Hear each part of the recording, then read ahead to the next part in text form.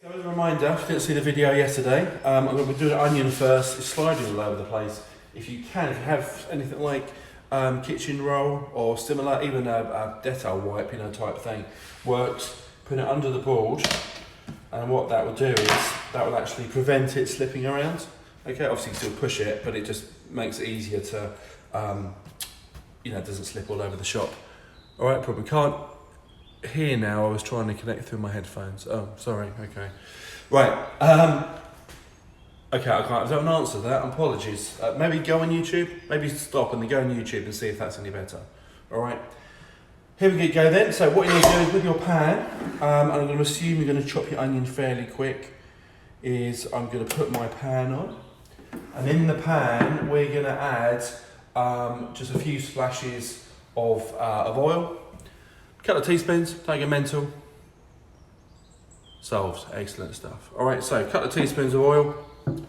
Just by the way, I've got olive oil. It's extra virgin, shouldn't really cook with extra virgin. Just olive oil is fine, or plain oil doesn't really matter. All right, but I happen to have this, so I was going to use it. Can I just show you how to chop an onion? I'm going to show you the proper way. There is a proper way, believe it or not. So we can all see. Onion, there's the root. Never touch the roots. On the heat, you want the heat so you fry the onion, all right? So you're going to want it midway around, don't want to burn it, but midway around. It depends what cooker you have. Obviously gas or electric. I'm an electric and I put mine on 5 initially, it goes up to 6. All right, so halfway, kind of thereabouts. So with the onion, there's the root, but I'm going to take off just this top bit, not the root, the other side to the root, like this. All right, so get rid of that. Got a bin next to me. What we then do is we put the flat bit on the board, and so the root is looking at you as in your face, and then you just want to carefully chop right through the root. You now have 2 halves. At this point, you just want to peel. So you've got lots of corners now, so just peel the onion. When I trained as a chef 110 years ago, my very first job in the kitchen was a massive bag of onions, like, a catering bag with probably 100 onions, and the head chef said, stand there, chop them. So other than crying a lot because of the onion, by the end, I could do this literally blindfolded. All right, so what we're gonna do is now, let's have a look. Okay, we want this thinly sliced. So actually, we're not doing it fine dice, just a bit thinly sliced. So all you do is carefully, you'll notice for different grips, we've got, I think, called a claw grip. Make your hand like a claw, put it on the onion. I'm doing mine at a slightly funny angle so you can see. Tucking your fingers under, and you carefully slide down, and you're making semi-circle shapes. All right, semi-circles of onion. Put those straight in the onion. Straight in the pan. All right, there's going to be an element where we're going to have to wait a little bit while we're frying, but that's not, a problem. And then we're going to do the other half. Do it fairly thin. Don't go too mental. This is not a chunk. This is not, you don't want chunks of onion either. All right, so onion in. We can leave that on and just allow that to cook and fry. Everyone all right with that so far? I'll give you a second to get that done, because I need to talk to you about something else in a second.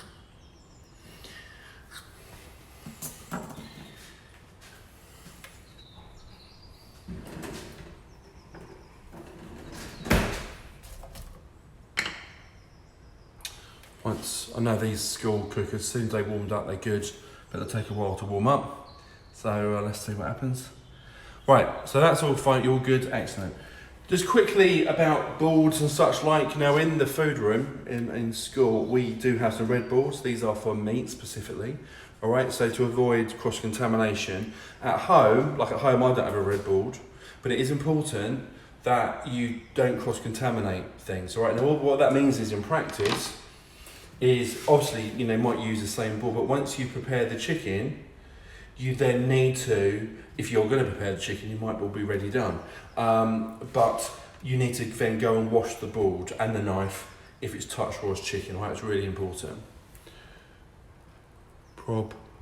Green for onions, yeah, possibly, yeah. Oh, okay, so what you're going to do is you're going to cook the onion, we're going to cook the onion until it's soft. That's going to take a few minutes. Mine haven't even heated up yet, so we can get everything else ready. Once that's cooked, right, it takes be fairly quick. The recipe actually says skinless and boneless chicken thighs, right? And it says half.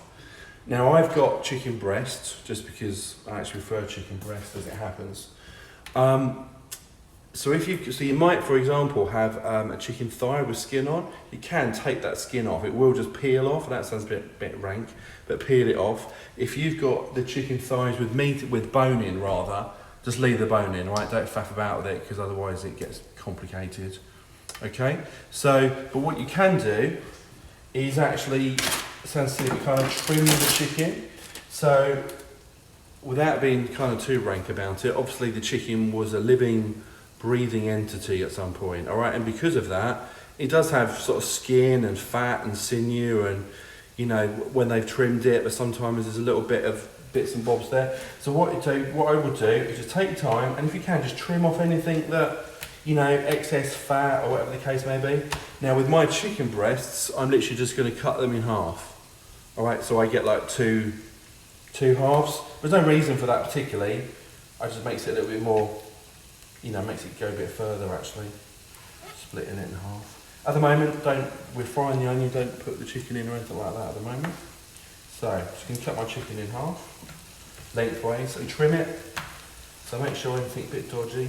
By the way, don't be scared of touching chicken, all right? Because I know it's always controversial this, but if you don't like touching chicken, you might need to consider becoming a vegetarian. Purely because, you know, if you need to accept where it's come from, it's a natural product. All right. So this one, for example, here's a little bit of actually bone here, where when it was in the factory, when it was not taken off properly, all right? So that needs to be trimmed, otherwise that's just going to go into a dish. All right, so make it, my onions sizzling now, you can maybe hear.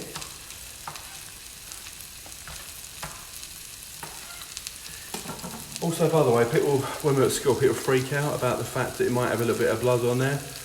All right, it's a chicken, it has blood. And it, you know, it is what it is. With this recipe, you could, of course, use corn pieces. If that's your thing, that's absolutely fine. Right, so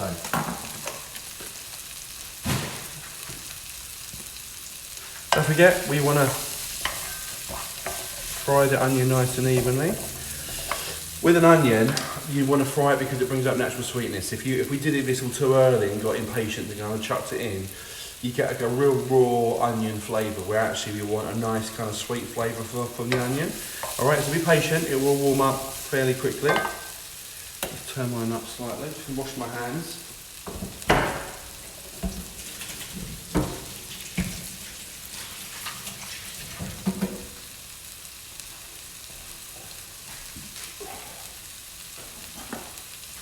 How's everyone doing? Is everyone alright? Any probs, issues? Pardon me, hiccups now.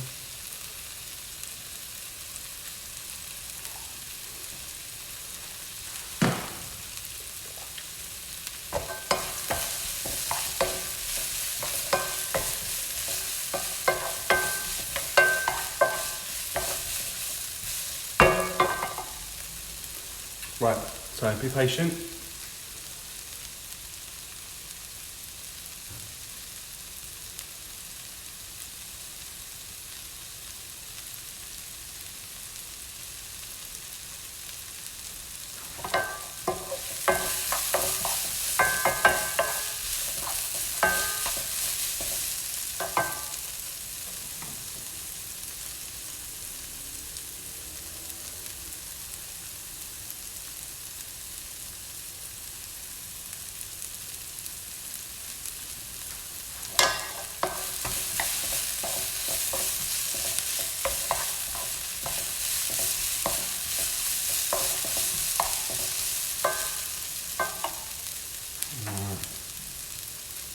Everyone alright? Any probs? Your onions are brown. Good stuff, Molly. That's very quick. Right, so once your onions are brown, or slightly brown, or going what's known as translucent, alright, so you don't want to burn them, otherwise they'll burn flavour. With your chicken, whatever chicken you've got, put the chicken in. Now with any meat, don't faff about with it. If you start prodding at it and turning it and stirring it and Lord knows what, all the juice comes out and it will sweat rather than fry. Right, we want these to fry because you get a nice flavour. So literally put them in and then just leave them. Okay, so with the chicken, Jacob, it's how you want it actually. So you can literally put it in. If you've got chicken thighs, you need to take the skin off the chicken, just literally pull it off with your fingers and then just put it in. Alright, personally with my chicken, I've cut mine into strips. So my chicken breast, I've got chicken breast, I've cut them into like in half. So you have, one chicken breast become 2 strips, if that makes sense. Alright, it's however, doesn't matter. At this point, kind of forget that just for a minute, and then you need to go off and wash your hands and wash the balls, okay? Remember, you're in control of the pan. If it's cooking too quick and your kitchen is full of steam or smoke, turn it down. All right, you're in control of the heat. You turn it down if you need to.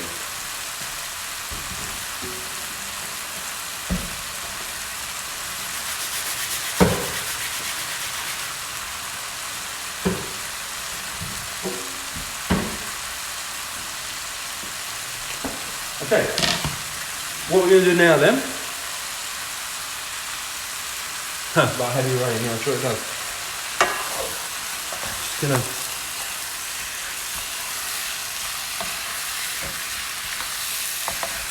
So what we're looking for, we're not going to cook the chicken at this point.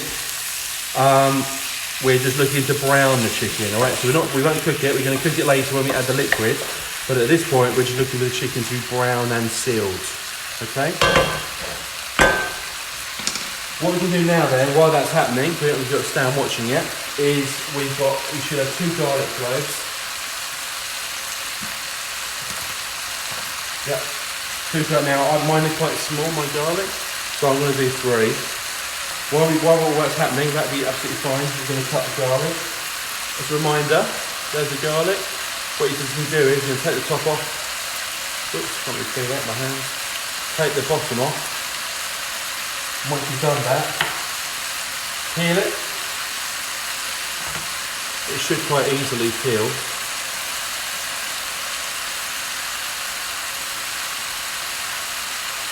Alright, so we'll peel the purple paper off.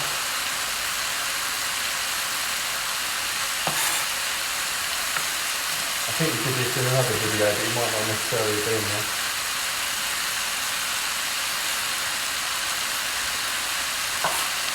Okay, as a reminder, if you're confident that your chicken's kind of done one side, not done, but sealed one side, and start to go around a bit, turn it over. Remember, that's all we're doing, we're just sealing the chicken. Right, here's my chicken, my garlic. As a reminder, if you want to just watch 1 second, you're going to put the knife, I've got a large knife, put the knife flat, bang.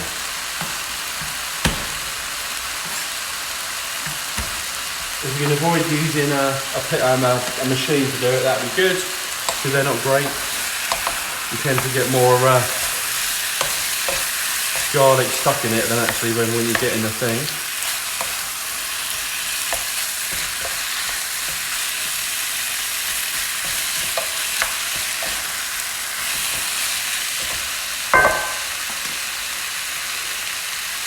Okay, so Keris, you have put some oil in, you fry your onion until it's a little bit soft, you add your chicken, and then you fry the onion and the chicken together until it starts to seal and it goes brown all the way around the outside. Okay? What I've now done is I've chopped my garlic, or I'm chopping my garlic as fine as I can.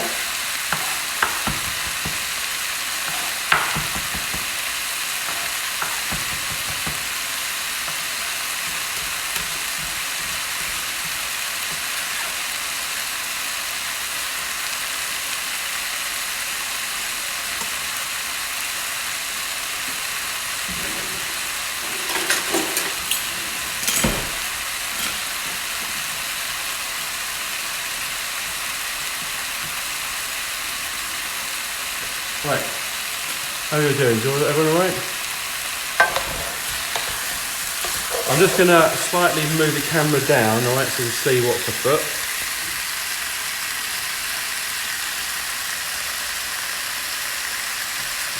And for YouTube, see that? All right, so what we're looking for then, and obviously different people's heat and pans and is different, but I remind you, all we're looking to do is to seal the chicken so it's a light brown.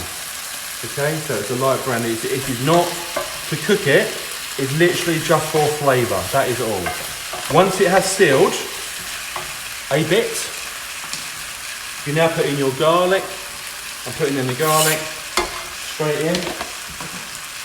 And the chilli. Now the chilli flakes is 1 to 1.5 teaspoon of chilli.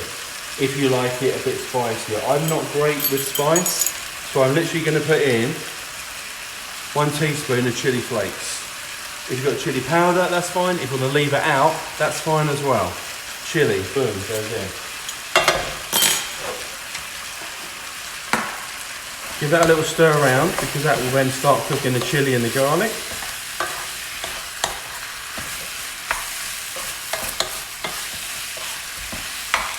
If you have a little cough, don't worry about it. That's just the chilli. How are we doing? Are we all good? Still alright? Excellent. So, it literally now, I'm just going to check, is everything else in. Alright, so remember we've got 2 tins of tomatoes. So 1 tin. Quick recap for anyone that's a bit stuck or whatever.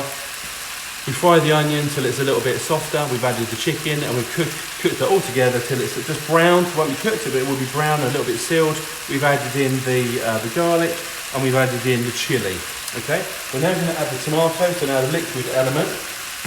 And there's 2 tins of tomatoes. So 1 tin. There we go.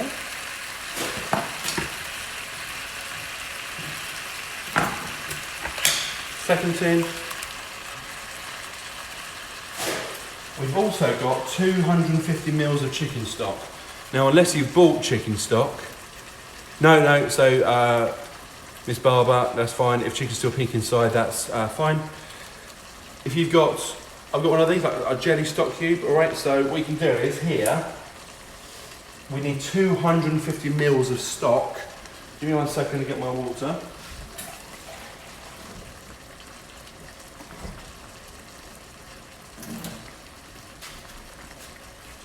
Just cold water's fine. So I've got 250 mils of water, but it says stock. So I put in the water, 250 mils, and I put in a stock cube or a jelly cube, whatever you've got. All right, so chicken is obviously best because it's a chicken dish. What else we got? Okay, so boom, boom, boom. We then have what makes this unique is the pesto. If you hopefully got this red pesto or similar to red pesto, what red pesto has in it is sun-dried tomatoes, tomato puree, basil, and cheese, parmesan cheese. All right, so it's really going to add a bit of oomph to the whole thing. We want 4 tablespoons of that. That'd be probably most of this really. A tablespoon is the big spoon, remember? Okay, big tablespoon. Actually, I can't get the tablespoon in. Never mind. So hang on, how are we going to do that? A silly design.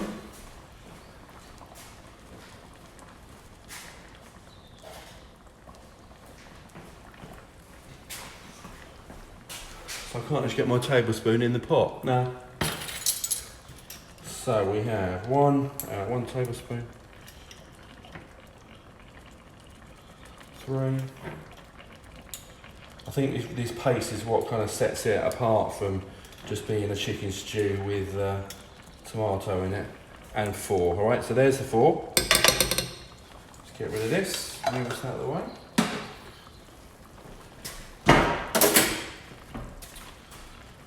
Let's give that a little stir, and then what we now have, hang on, stir. At this point, can I suggest that you have the heat on high, because what we want to do is we want to start it boiling initially, and then we're going to turn it down. Okay, and what will happen is the juice will cook the chicken all the way through, and obviously the flavour will go into the chicken as well. You don't have the pesto, do not worry, you don't have the pesto. And the water Molly is 250 millilitres.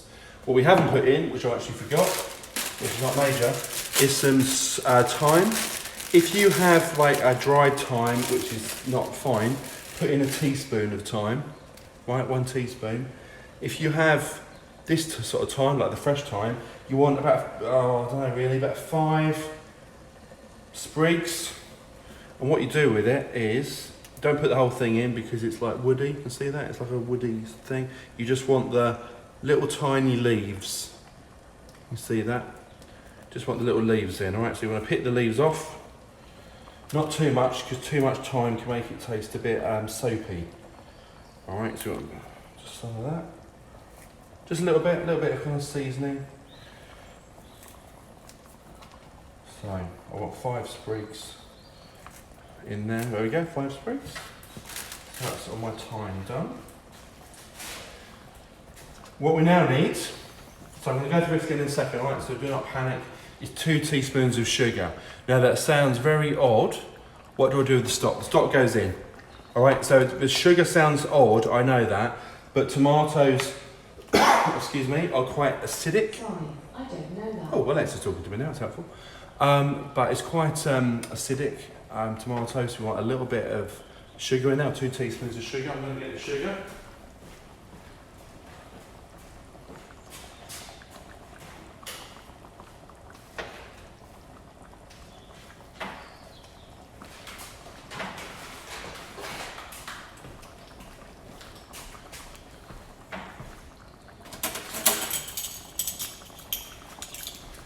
So just plain sugar, just white sugar, don't use brown or anything weird. So 1 spoon, 2 spoons. I'm going to run through that again now, just so we're all crystal. Let me just check the comments. How much pesto? 4 tablespoons of pesto. I don't have the time, that's fine. Well done, 4 tablespoons of pesto.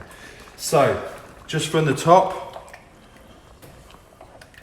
we have chopped and fried our onion till it's translucent, started to cook a bit. Put the chicken in, whatever chicken you got, put the chicken in. You're gonna fry that together until the chicken is sealed. At that point, At that point, the garlic, 2 cloves of garlic, 2 little segments of garlic, go in, and the chilli, right? I've put in 1 teaspoon of chilli. The recipe says you can do a teaspoon, teaspoon and a half of chilli. Depends how spicy you like it. There's right to be mildly spicy, can I say, it won't be hot at all. Be a little bit of warmth rather than it being spicy. What you then do is add all the liquid element, all right? So 2 tins of tomatoes, 4 tablespoons of the tomato pesto, and then 250 millilitres of stock, or if you haven't got stock, like water with a stock cube, that will do the same. And then put the thyme in, so it's about 4 or 5 sprigs of thyme, or about a teaspoon's worth of the leaves. 2 teaspoons of sugar. All right, boom. What we're now going to do, we're not, because we won't be together, that we can make them dumplings in a second, and then we're kind of done more or less. But this now cooks, so make sure to listen to this bit. This now simmers for 40 minutes, 40, all right, 40 minutes. So if you're cooking it with me now, that is 4:35, all right? So about thereabouts, all right, 4:35. Now what's important is that at the minute mine's boiling, I want it simmering. If it keeps bubbling like it is now, let me just quickly move the camera for the YouTube crew. If it's bubbling like it is now, what will happen is it will get too thick and it will start burning on the bottom. What we're looking for is a simmer. All right, so literally we just want a simmer. So what I'm gonna do is I'm gonna turn it down. If you have a lid, put a lid on it. If you don't have a lid, the world won't end, all right? But as it happens, I do have a lid. 1 lid, 1 lid. And actually I'm gonna turn it down even more. So that's gonna simmer for around 40 minutes, 40. No, Molly, don't, add more. If you haven't seen that, Molly just said, I can't taste chilli, can I add more? Don't, because what I do is, as it cooks down, that chilli flavour will be released into the sauce. As it kind of cooks more, it will intensify. Add too much, it will just be too much you know, if you add too much, if that makes sense. All right, so leave it as you've done it. Trust me, it would be a nice gentle heat at the end. Unless you like it like mint or hot, then go for it. But what we're now going to do is in the bowl, we're going to add 150 grams of self-raising flour. Someone said to me earlier, I've only got plain, that's fine, I'll do plain, but you need to, if you hopefully got some baking powder, you want to add a teaspoon of baking powder. These will puff up, so when you cook them, they will probably about double size when you're actually going to cook them and bake them. All right.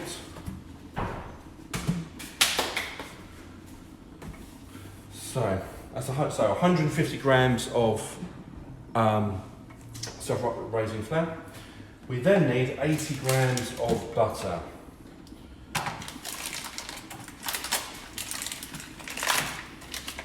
So this was in the recipe, so hopefully you've got all this sorted. 80 grams. It is easier if you slightly chop it up. You'll see me doing this, so slightly chop it up. Doesn't matter if it's hard or soft. You're going to rub it in like you do if you're making a crumble or something. Alright, so I'm actually measuring mine, so I'm not sure I'm chopping it all out. 80 grams. I'll show you what 80 grams looks like in a sec. There we go. It's actually exactly 80. So 80 grams. That much. You see that? That's about 80 grams. Alright, what we can do now then, let's get this out of the way, is like you're making crumble, you're going to rub the butter and the flour together in a bowl. Can you use a stirrer? Yes, you can. Flour, 150, yes, thank you. So rub. Let's get that nice out of the way. So just like making crumble, all right, you get your hands in and you want to rub those chunks of butter into the flour so you even out the, you know, kind of rub it through. It's called the rubbing in method.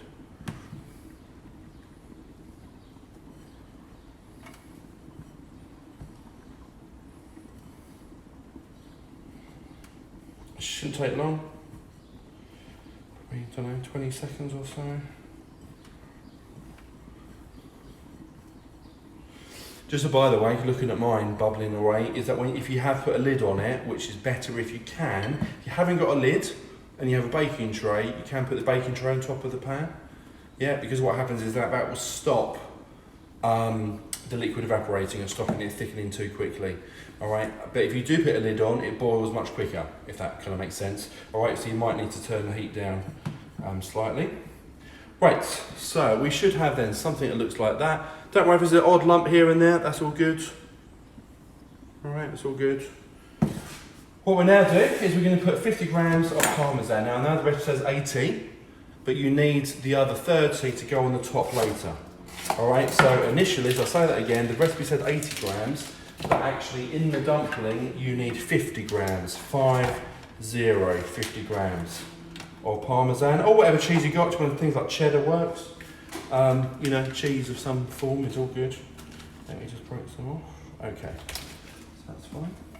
50 grams is roughly that much. Oh, I'll do it that way.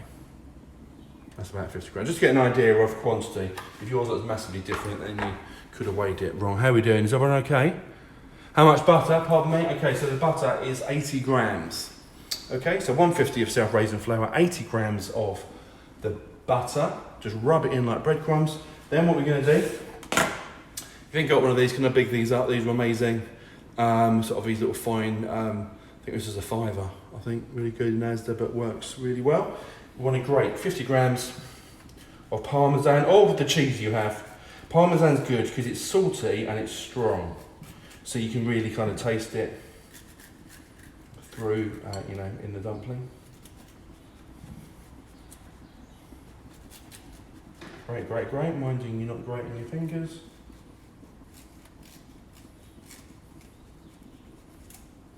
Oops. He says, grating my fingers.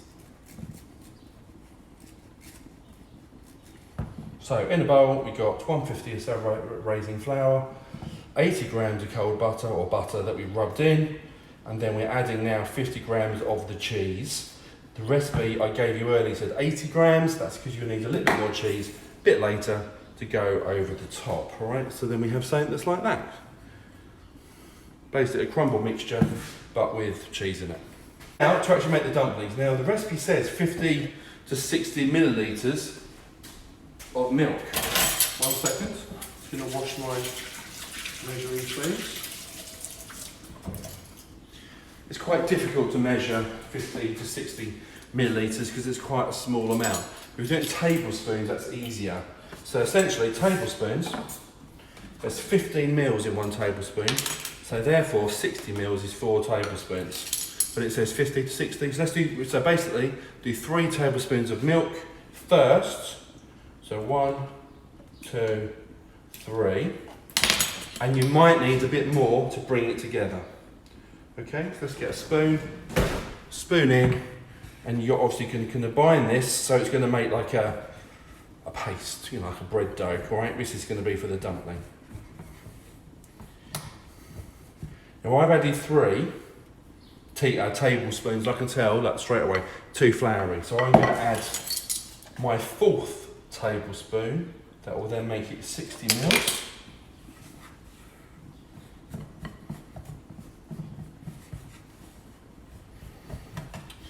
Okay, I'm going to get my hands in, because often you can't always tell in the bowl. It's easier to get your hands in at times. Right, so we're looking for a soft dough, and you want it to come all together. I'll just show you 1 second. See that? So a pliable dough. See that? Pliable dough. It's not sticky. It's maybe a tiny bit sticky, but that's fine. There's nothing left in the bowl. Mine worked out as 4 tablespoons of milk, right, which actually is 60 millilitres of milk. Is there any problem? Is everyone okay? Give me a shout. Is everyone all right? Hello, Dad. My father's on, which is nice. All right, so what we now do is the recipe says it's 8 dumplings. So therefore, with your dumpling mixture, we're going to cut it into 8. All right. So the logical way to do that is to cut the mixture. If you see it on the camera, to cut that in half. So therefore, we need 4 per half. Cut it again. So then we're going to need 2 per quarter. If that makes sense. It's just easier just for distribution. Even sizes and all the rest of it. Boom, boom, boom. Now that looks like what the hell is that tiny little thing? That will double to the size. All right, so that will actually go to twice the size. So in your hands, see it on YouTube as well. Right, 8 balls, easy, easy. Now this is where in about a few minutes, make sure everyone's all right, and we can then finish, and then I'll explain to you how to finish this off. But it's going to be, there's a few not variations, but there's a few things you may need to know first. Depends on how you're cooking it, whether in a saucepan or a oven-proof container like I've got, or whatever the case may be. So, if you've got a spare hand, turn the oven on. This is what's right. You might write this down. I can also put this on Instagram in a bit. You need the oven on 180. Okay, the oven's on 180, but you might not be eating this yet. All right, which is what I'm saying. So, just a few things. So there's the dumplings, all on the table already. This has got, what did I say, 25 past, so that's another 18 minutes yet. So here's a few options. In 18 minutes, this will be ready. What I would do in 18 minutes, gotta show you, I would take the lid off. I won't do this now, because otherwise it'll go wrong. I would put the dumplings in the liquid, and I'd put this in the oven for 25 minutes, open, right, not with the lid on, because what will happen is the dumplings will then cook, suck up some of the liquid and go nice and brown. I'm going to put my lid back on for 1 second. If you're making this in a saucepan and then transferring it to a lasagna dish or similar, same process, leave it for the whole 40 minutes cooking, pour the mixture into a dish you've got, a lasagna dish, put the dumplings on the top, put it in the oven. I've forgotten something, I'll say that in a second. Put it in the oven, again, 25 minutes at 180. What I forgot, 30 grams of cheese. So you will have some cheese left, 30 grams of cheese. 30 grams is not much, a little bit, but you wanna grate the cheese over the top, all right? So in my example, once this is done, these on top, grate the cheese over in the oven, 25 minutes, boom, you're done. Are there any questions, right? Because I'm conscious you might not be eating it now. Once this is cooked, you could just turn it off and leave it, it'd be absolutely fine. And then what I would do is, if you are gonna then reheat it later to eat it, I would then slightly reheat it, give it a kind of a kickstart, heating up, put the dumplings in, then put it in the oven for 25 minutes, grate the cheese over, boom. All right. You must leave the lid off, all right? So leave the lid off because we want the dumplings to brown, okay? You can use cheddar 100%. Oh, okay, so good point. The parsley literally is decoration, right? A fresh oomph. So if you have got the parsley, well done. Once it's cooked and you've taken it out of the oven and you think, oh my goodness, that's wonderful. You then chop the parsley up and plonk it on the top, and then that just adds a bit of freshness at the end when you serve it. Okay, how much cheese on the top? It's about 30 grams. 30 grams is 2 tablespoons, so it's not much. The oven temperature is 180, which is gas mark 6. And it's 25 minutes. But it should be kind of fairly obvious, you know what I mean? Because so, pardon me, the dumplings will be done. Note, by the way, these will double in size, right? These will puff up quite considerably. And don't be alarmed if they spread more or less quite, you know, across your whole dish. That's pretty standard, right? Pretty normal. All right, is everyone okay? What I would like to then ask you, and I do the same when I'm having mine later, is I will share it. Please send me some pictures of the final dish, that'd be amazing. So it's cookingwithmrsdix@gmail.com. Don't forget, subscribe to my Instagram, which I know lots of you are, and the YouTube, which I know lots of you are as well. But have a look through the videos, give it a little watch, and then we're done. All right, so, because just to explain, Karis, this bit takes 40 minutes, all right? Now, when I started mine, I've got another 20 minutes. Yeah, and about another 20 minutes, or with a bit less, but another 15 minutes, all right? So,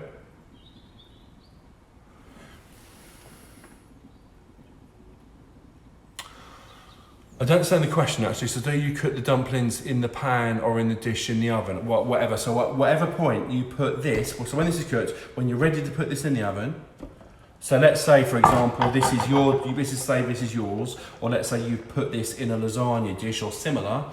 All you would then do is you then put the dumplings in, put the cheese on top, 30 grams of cheese, and you bake it for 25 minutes.